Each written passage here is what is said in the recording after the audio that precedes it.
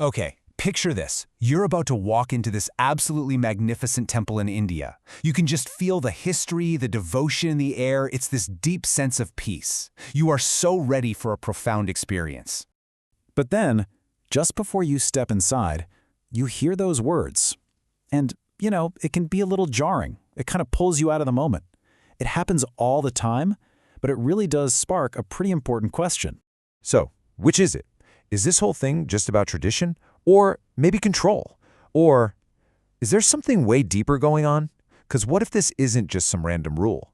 What if the temple dress code was actually designed with science, psychology, and even energy in mind?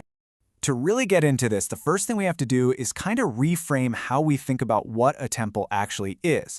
This is the first big key to unlocking the whole dress code thing. So in India, a temple is called a devayala. Now this doesn't just mean a place of worship. The literal translation is a living space of the divine. That subtle little shift in meaning, it changes everything. It means you're not just a tourist or a visitor, you're a guest stepping into a sacred, living environment.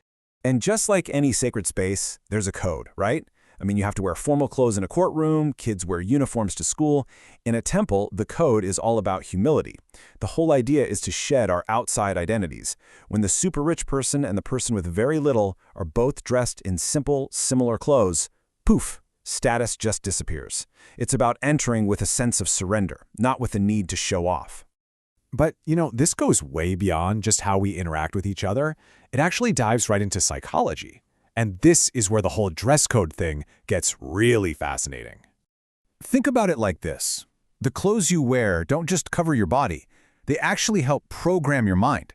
When you're dressed simply and modestly, it cuts down on distractions, not just for the people around you, but, and this is crucial, for you. Your focus naturally starts to shift away from your outward appearance and moves towards your inner presence. And that simple change kicks off a major internal shift. That little nagging question that's always in the back of our heads, how do I look? It gets replaced by a much, much deeper one. What do I feel?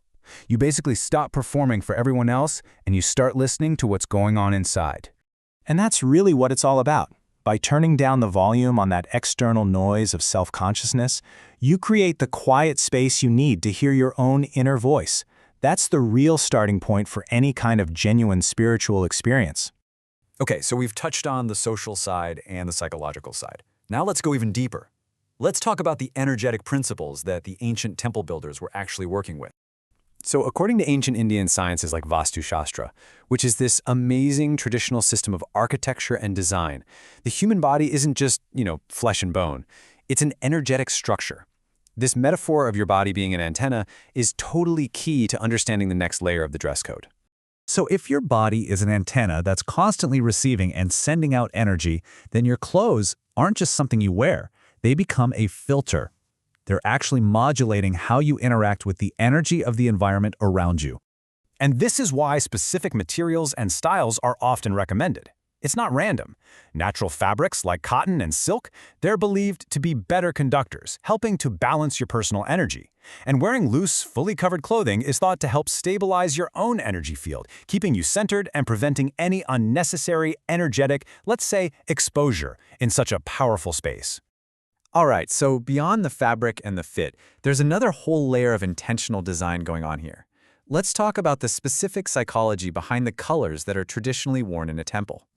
The colors people traditionally wore were never about what's in fashion. They were picked for their specific psychological and spiritual effects. Every color is like a tool. You've got the calming purity of white, the fiery sense of detachment you get from saffron, or the mental clarity that comes with yellow. Each one is meant to tune your mind for the experience you're about to have. And on the flip side, bright, flashy, really stimulating colors are usually discouraged for a pretty simple reason. They do the exact opposite. They excite your senses, they pull your focus outward. But a temple isn't a place for outward expression. The whole point is for inward absorption. So let's put all of these pieces together. We've got the social, the psychological, the energetic, and the color psychology. How does all this combine to help us really tune into the temple itself?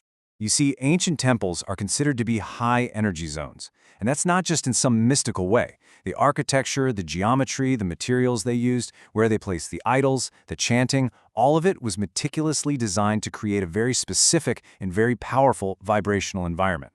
And that brings us to the biggest takeaway here. The next time you see a sign about a temple dress code, try to see it not as a restriction on your freedom, but as a tool for preparation. It's a way to get yourself ready to properly engage with that sacred, powerful space. At the end of the day, this isn't about just blindly following rules. It's about understanding that the simple act of choosing what you're going to wear can be part of the spiritual practice itself. It's a conscious first step toward the very experience you're looking for. So, all of this brings us to our conclusion. And it leaves us with a really profound question that kind of flips the whole perspective away from the temple and points it right back at us.